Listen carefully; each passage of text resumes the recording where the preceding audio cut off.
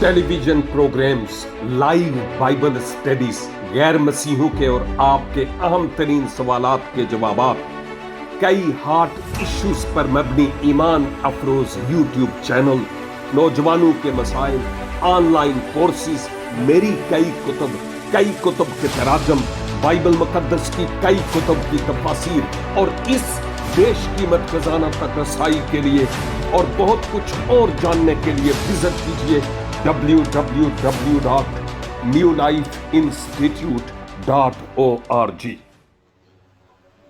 मसीहा के जलाली, पुरफजल और अफजल तरीन नाम में मुअज़्ज़ज़ सामईन और नाज़रीन, खुदावंद का ये खाकसार खादम आज फिर आपकी खिदमत में हाजिर होते हुए आदाब बजा लाता है और शुक्रगुजार हूं खुदावंद करीम का कि ये उसी के करम और रहम के सबब से मुमकिन हुआ कि खुदावंद का खादम कहलाऊं और इस जिंदगी बख्श कलाम के वसीला से आज फिर आपके लिए बरकत का सबब हो सकूं। इस बात के लिए मैं खुदावंद का शुक्र और खुदावंद की तारीफ करता हूं और मैं ईमान रखता हूं कि खुदावंद आज भी अपने इस मोतबर, ला तब्दील, लाजवाल कलाम के वसीला से मुझसे भी और आपसे भी बात करने के लिए हमारे बीच में मौजूद है। दानियेल नबी के सहीफा के चौथे बाब का हम मुतालिया कर रहे हैं। 11 आयत तक हम पहुंचे थे और मुख्तसर सा जायजा लेते हुए यह कहता चलो कि नबूकदनेस्सर शाह बाबल दानियेल 2 बाब में भी एक ख्वाब की ताबीर चाहता है और बाबली साहिर, नजोमी, फालगीर, कसदी, जादूगर उसकी कोई मदद ना कर पाए और उसने हुक्म जारी किया कि इन तमाम दावेदारों का काम तमाम कर दिया जाए। लेकिन मर्दे खुदा दानियेल रखना में खड़ा हुआ, अपनी जान हथेली पर रखकर यहोवा खुदा पर ईमान रखते हुए बादशाह के दरबार में हाजिर हुआ और उसने बादशाह का ख्वाब भी बताया और ख्वाब की ताबीर भी। वक्ती तौर पर बादशाह ने दानियेल के खुदा की तमजीद की, माना कि वही है जो इन भेदों और राजों का खोलने वाला, लेकिन यह सब कुछ वक्ती तौर पर था क्योंकि फिर वही रिवर्स गियर में इन सारी बातों के बावजूद जहां पर था वहां ही जा खड़ा हुआ। अब जब हम चौथे बाब में देखते हैं तो यहां भी बादशाह को ख्वाब आया और उस वक्त आया जब वो अपने पलंग पर लेटा हुआ था, रोया की सूरत में। और रोया एक ऐसा अमल है कि जब आप सो भी नहीं रहे हों और सही तौर पर जाग भी ना रहे हो, उस वक्त खुदा कोई खास बात आपसे करना चाहे और करे, इसे रोया कहलाते हैं और कहते हैं। अब जब वो फिर से ख्वाब देखता है, इंतहाई नालां, परेशान और हरासां हुआ है। फिर से उसने अपने उन्हीं चमचों को, कसदियों, फालगीरों, नजूमियों, जादूगरों, जिनके लिए साहिर का लफ्ज इस्तेमाल हुआ है, बुलाया लेकिन नतीजा नादारद। फिर उसे दानियेल को ही बुलाना पड़ा ताकि वो आकर बादशाह के इस दूसरे ख्वाब की ताबीर बताए। यह ख्वाब बादशाह को याद था, लेकिन अब ताबीर करने वाला कोई नहीं था कि आखिर इस ख्वाब का मकसद और मतलब क्या है। याद है आपको कि गुजरी बार मैंने एक बात तो यह की थी कि बहुत सारे लोग आज भी इस दुनिया में ऐसे हैं कि पहले अपना उल्लू सीधा करने के लिए जितने भी रिसोर्सेज हैं, जराए और वसाइल हैं, उनको इस्तेमाल करते हैं, और जब कोई नतीजा नहीं निकलता फिर सर पकड़ लेते हैं और खुदा के हुजूर आते हैं या खुदा के खादमों को बुलाते हैं, उनसे बात करते हैं कि इस मुश्किल घड़ी में वो उनकी मदद करें। लेकिन मुबारक है वो जो प्रायोरिटी, अवलियत और तरजीह खुदाबंद को देते हैं, क्योंकि वही हमारे तमाम मसाइल का हल और सवालों का जवाब भी है। दूसरी बात हमने यह भी सीखी थी कि ख्वाब सबों को आते हैं, लेकिन हर ख्वाब का मतलब यह नहीं है कि खुदा इस ख्वाब के जरिया से मुझसे कलाम कर रहा है। नहीं नहीं नहीं, हर ख्वाब का मकसद यह नहीं होता। कहीं हम यह समझकर किसी बिदती और गलत तालीम के शिकार ना हो जाए। लेकिन इसमें कोई शक नहीं कि बाज औकात खुदा ख्वाब के जरिया से कलाम करता है। और आपको याद होगा कि मैंने कहा था, इस्लामी दुनिया में खुदा आज भी बहुत सारे मुसलमान लोगों पर ख्वाबों के जरिया से अपने आप को जाहिर करता है, और यूं बहुत सारे लोग फिर खुदा के लोगों के पास आते हैं ये राज जानने के लिए कि आखिर इसकी वजह क्या है, और फिर वो खुदावंद यीशु मसीह को अपने निजात दहंदा और खुदावंद के तौर पर कबूल करते हैं, जिसके लिए हम खुदावंद के नाम को इज्जत और जलाल देते हैं। आज मैं आयत 10 से आगाज करूंगा और 17 आयत तक बात करूंगा, क्योंकि इनमें सिर्फ और सिर्फ ख्वाब का बयान है। लेकिन याद कीजिए, इसके भी दो हिस्से से। एक तो ये कि ये जो ख्वाब बादशाह ने देखा, शुरू में उसने एक दरख्त देखा, जो दरख्त बहुत फैला, बड़ा, वसी तर हुआ, और उस दरख्त का साया कहां कहां था, कौन कौन उसके साए में आकर रहते थे, ये एक हिस्सा है। इस दरख्त की शान शौकत की बाबत, अजमत की बाबत और शोहरत की बाबत। और दूसरा हिस्सा इस दरख्त की अदालत के बारे में है कि फिर उसकी शान शौकत कहां गई, ये हम यहां इन आयात में देखते हैं। और फिर तीसरा हिस्सा, जिस पर आज हम बात नहीं कर पाएंगे, वो ये है कि खुदा बजरिया दानियेल नबूकदनेस्सर बादशाह से क्या बात कर रहा था और उस पर क्या जाहिर कर रहा था। कि मैं तुझसे क्या चाहता हूं या अब तुम्हारे लिए क्या होने वाला है। खुदा नबूकत नजर पर जो कुछ जाहिर करना चाहता था उस पर बात करेंगे, लेकिन नेक्स्ट वीक अगर खुदावंद की मर्जी हुई तो। आयत 10 में हम चलते हैं, दानियेल 4:10।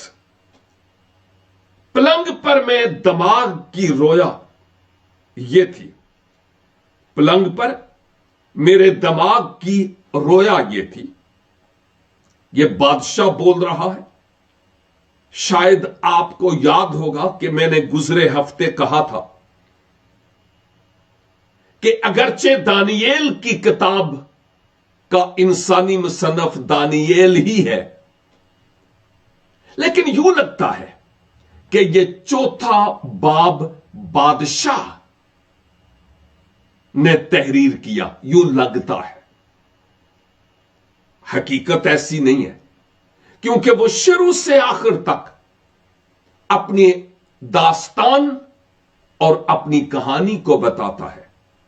यहां पर फिर से वो बताता है कि मैं अपने पलंग पर था और मेरे दिमाग की एक रोया जो मैंने देखी वो क्या थी। मैंने निगाह की और क्या देखता हूं कि जमीन के वस्त में एक निहायत ऊंचा दरख्त है। क्या बताता है जी?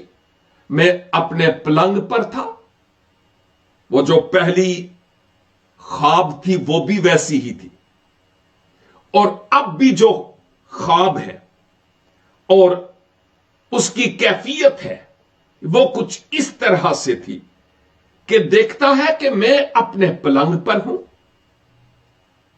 अपनी निगाह उठाता हूं और देखता हूं कि जमीन के वस्त में एक दरख्त है। अब जमीन का वस्त से मराद सेंट्रल पॉइंट, मरकजी मकाम। और दरख्त कितने हैं? एक। ये रोया थी। इससे मुराद यह है कि वो ये देख रहा था कि एक दरख्त बड़ी वाज़ेह हैसियत रखता है, जमीन के बीच में है, और बाकी सबों की तवज्जो गोया उस दरख्त की तरफ थी। आयत 11। वो दरख्त बढ़ा और मजबूत हुआ और उसकी चोटी आसमान तक पहुंची और वो जमीन की इंतहा तक दिखाई देने लगा। गौर फरमाइएगा, इस दरख्त के बढ़ने और मजबूत होने की बात हो रही है। और जो कुछ दानियल ने बाद में इस ख्वाब की ताबीर से मुताल्लिक बताना है, मैं उसकी बाबत तो बताने से रहा, लेकिन खुदा नबूकत नजर पर यह जाहिर कर रहा था कि तू अपने आप को गोया एक ऐसी शख्सियत समझता है कि पूरी दुनिया तुम्हारी तरफ देखे। तू अपने आप को खूब, अपनी बादशाही को वसत पाते हुए देख रहा है, और तू अपने आप की बाबत यह सोचता है, वाह मेरी बादशाही कितनी बड़ी है। और तू यह सोचता है कि मैं बहुत मजबूत शख्स हूं और मैं गोया इतना बड़ा, जैसे बाबलियों ने नमरूद के वक्त पैदाइश की किताब के 11 बाब में बुर्ज बनाया था, जिसकी बाबत हम देखते हैं कि गोया उनके जहन में भी यही था कि यह बुर्ज आसमान तक पहुंचे। और लूसीफर ने भी यह ख्वाब अपने आप में शुरू में देखा कि मैं खुदा से भी बढ़कर ऊंचा अपना तख्त बनाऊंगा। नबूकतनजर पर खुदा यह जाहिर कर रहा था कि तू इतना ज्यादा अपने आप को बुलंद समझता है और यह कि जमीन की इंतहा तक मेरी शोहरत है, लोग तुम्हें जानते हैं, तू यह सोचता है। नेक्स्ट आयत 12, उसके पत्ते खुशनुमा थे, मैंने ये दरख्त देखा। नबूकतनजर जो दरख्त देख रहा था, वो दरख्त नबूकतनजर के अलावा कोई और नहीं था।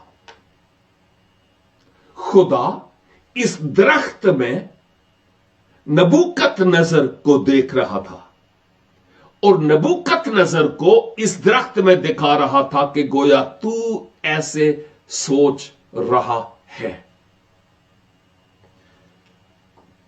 उसके पत्ते बहुत खूबसूरत, असरो रसूख, हल्का अहबाब, मादियों और फारसियों के साथ तुम्हारे तल्लुकात, और मेवा फरावां है, यानी कसरत से है, बहुत कुछ तेरे पास है, दौलत, इज्जत और शोहरत। और तू यह समझता है कि यह जो दरख्त है, चूंकि तुझे प्रेजेंट करता है, पत्ते भी खुशनुमा है, मेवा भी फरावां है और उसमें सबके लिए खुराक भी है जरूरत के मुताबिक, और मैदान के चरिंदे, चरने वाले, रेंगने वाले जानदार जानवर उसके साया में, और हवा के परिंदे उसकी शाखों पर बसेरा करते थे, और तमाम बशर ने उससे परवरिश पाई। दानियल के जरिया से खुदा बादशाह पर इस ख्वाब की ताबीर तो खोलेगा ही, लेकिन बादशाह सही तौर पर समझ नहीं पाया कि यह सब कुछ मैं क्या देख रहा हूं। बादशाह, तुझसे असर और रसूख अपनी जगह, लेकिन तुम्हारी सल्तनत की हुदूद तक लोग तुझसे फैज़याब होते हैं। खुराक उन लोगों तक पहुंचती है,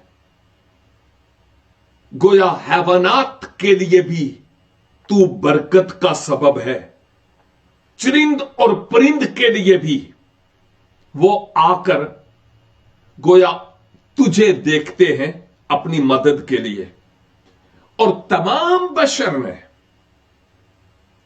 उससे यानी उस दरख्त से परवरिश पाई, यानी तू इस लायक हुआ कि तेरे जरिया से लोग बरकत पाने वाले हों। देखिए क्या सबब था कि साहिर, नजूमी, फालगीर और कसबी और जादूगर बादशाह को इस ख्वाब की ताबीर नहीं बता पाए।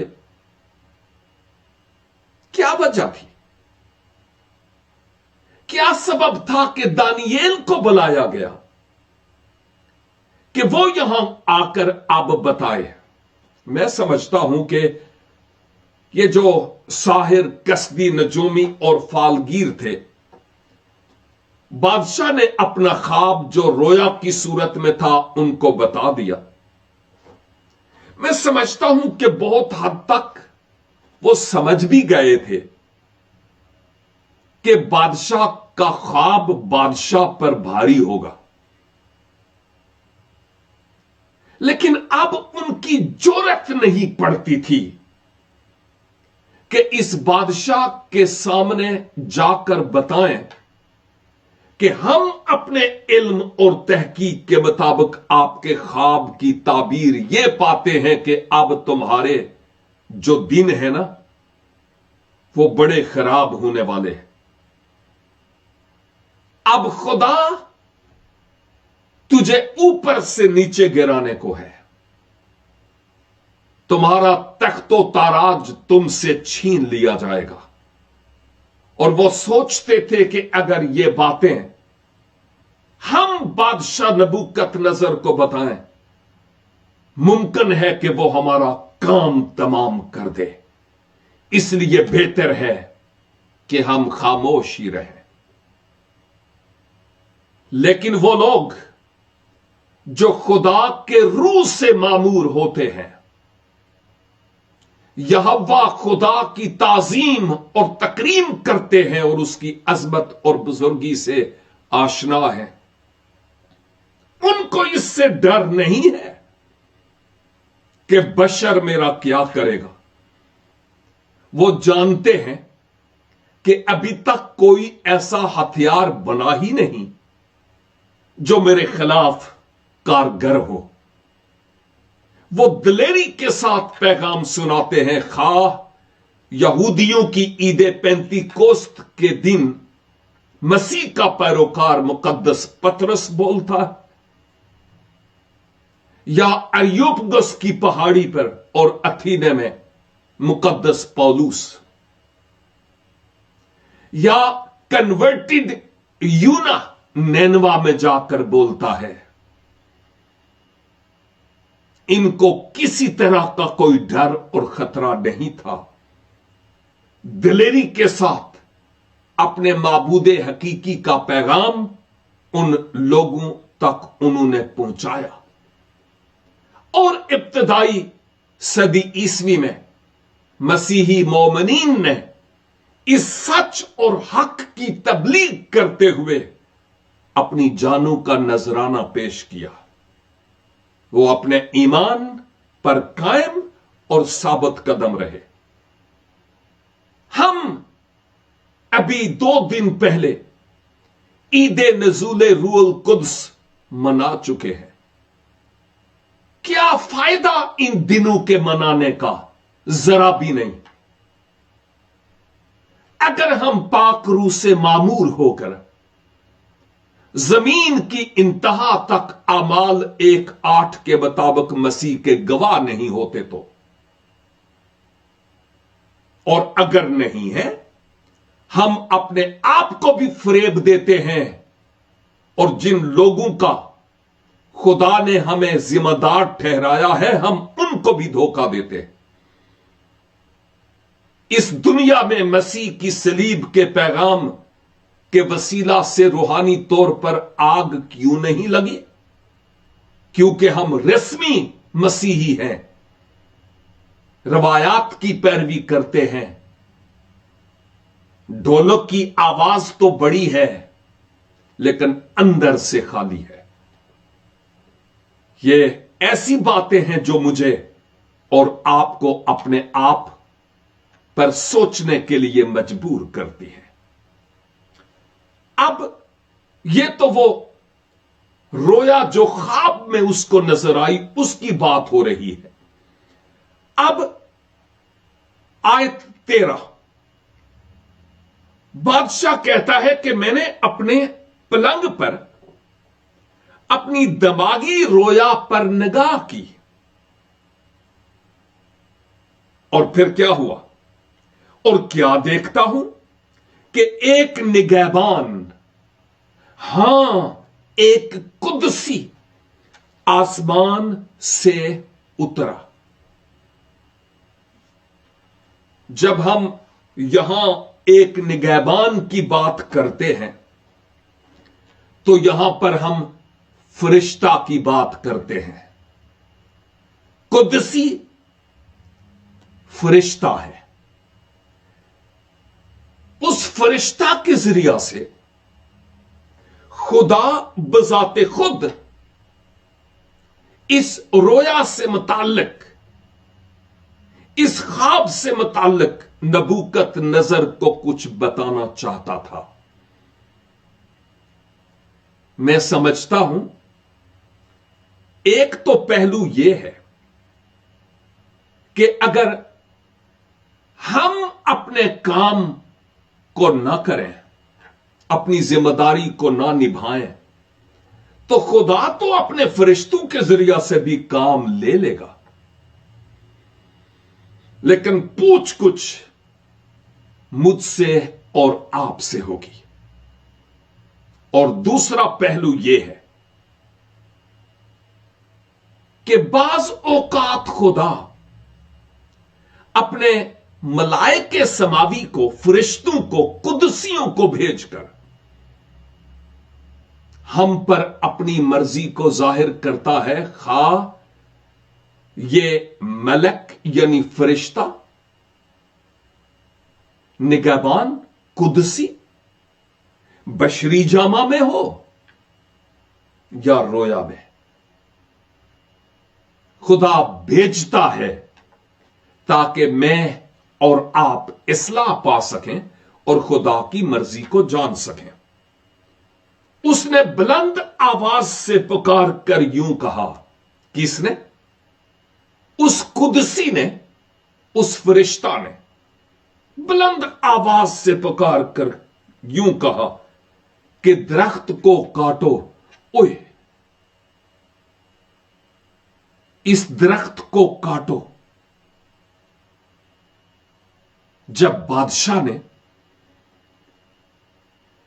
اس فرشتہ کے ذریعہ یہ بات سنی تو پاسبل ہے کہ اس کی چھٹی حص میں یہ بات آئی ہوگی کہ کہیں یہ میری بابت بات تو نہیں ہو رہی۔ ہر اگلے سٹیپ کے لیے اور نقطے کے لیے اور بات کے لیے بادشاہ منتظر تھا، اور پھر کہا گیا اس کی شاخیں تراشو، کاٹ ڈالو، درخت کو کاٹو، اس کی شاخوں کو کاٹ ڈالو، تراشو، اور اس کے پتے جھاڑو، وہ بھی نہ رہیں، اور اس کا پھل بکھیر دو،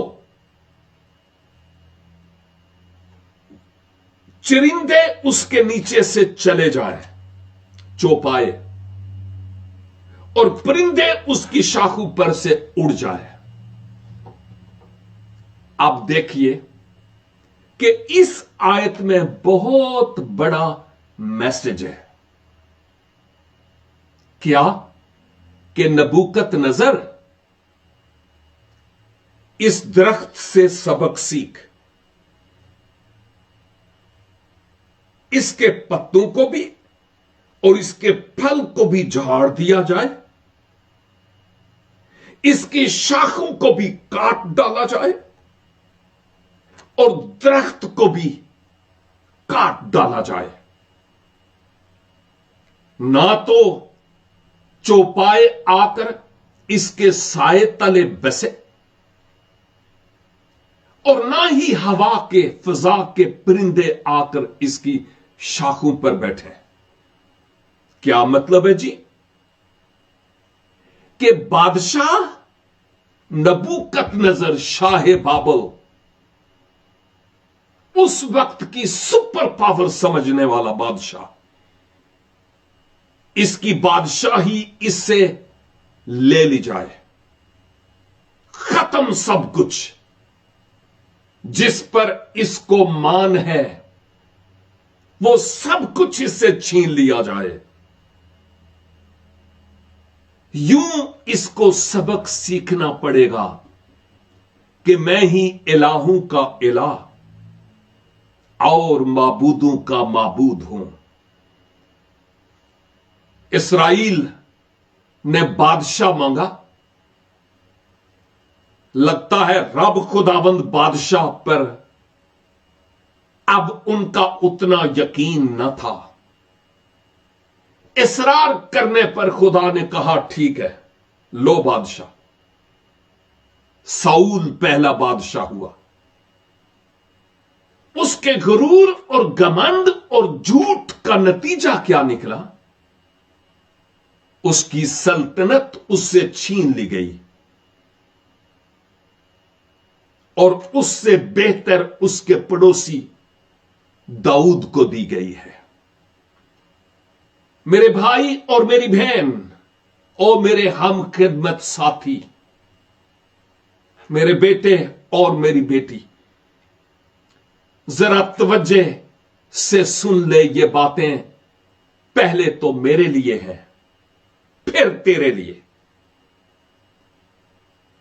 کون سی ایسی چیز آج تیری زندگی میں ہے یا چیزیں،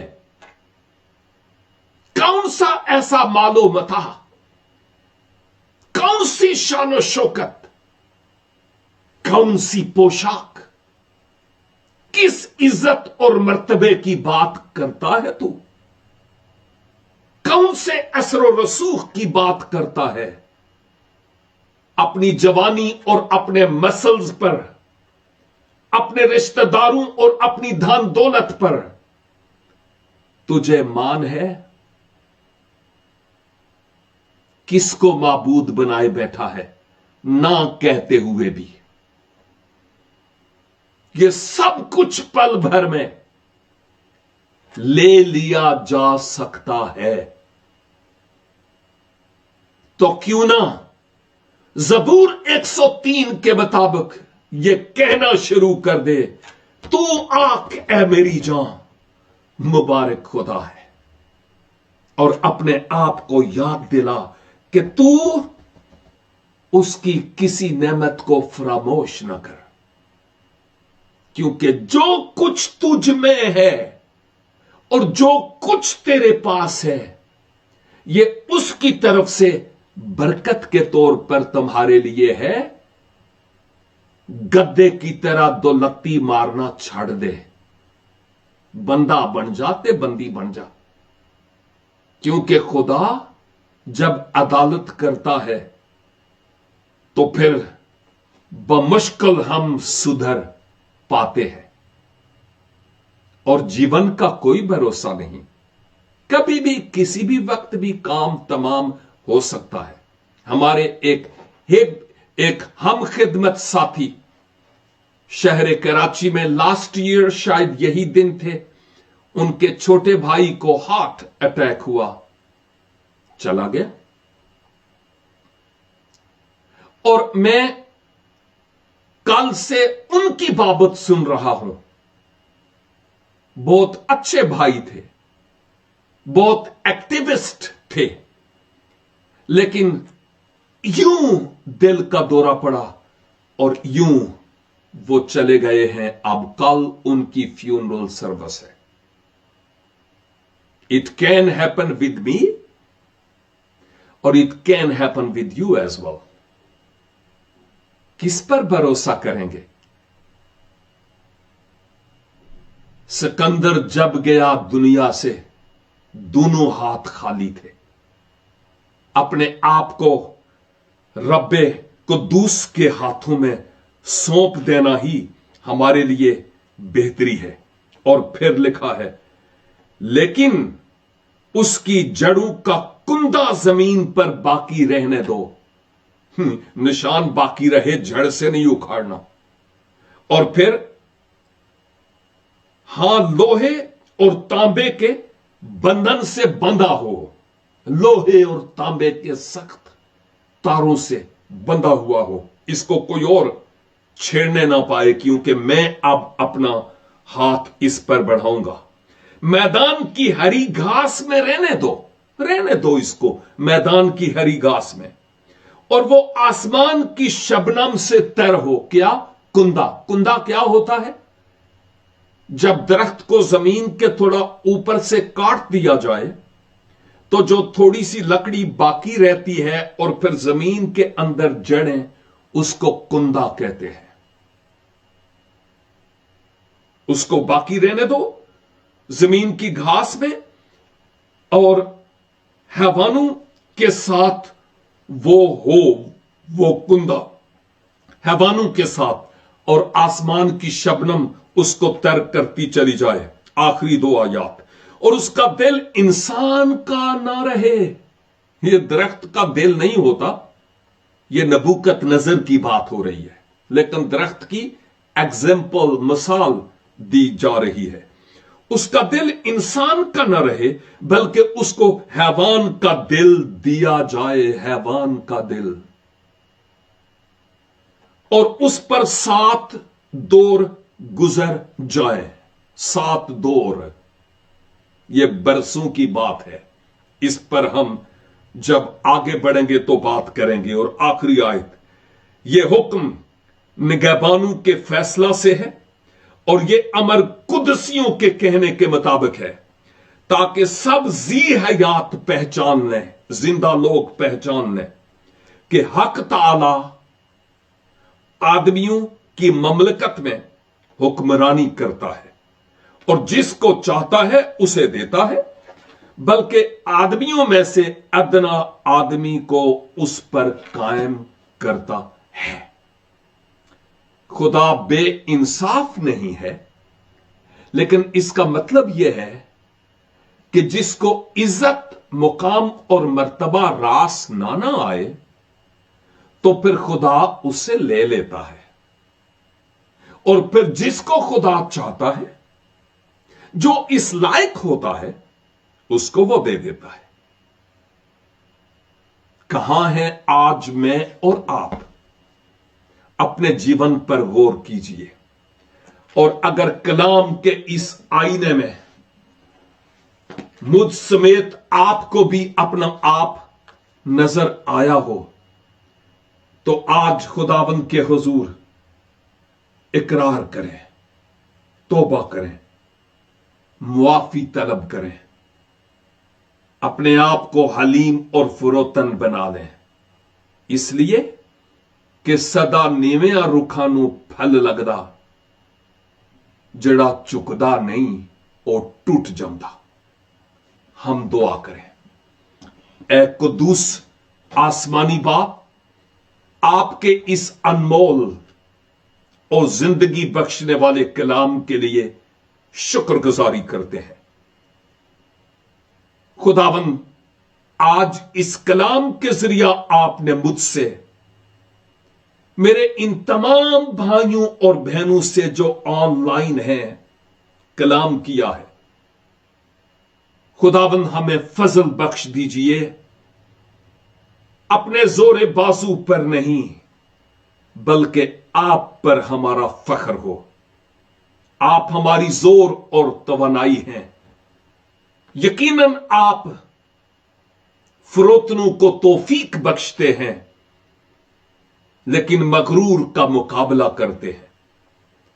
खुदावंद, हमें छोटा, हलीम और फरोतन बनने का फजल अनायत फरमाइए, ताकि हम आपके लिए अपना जीवन गुजारने वाले हो सकें।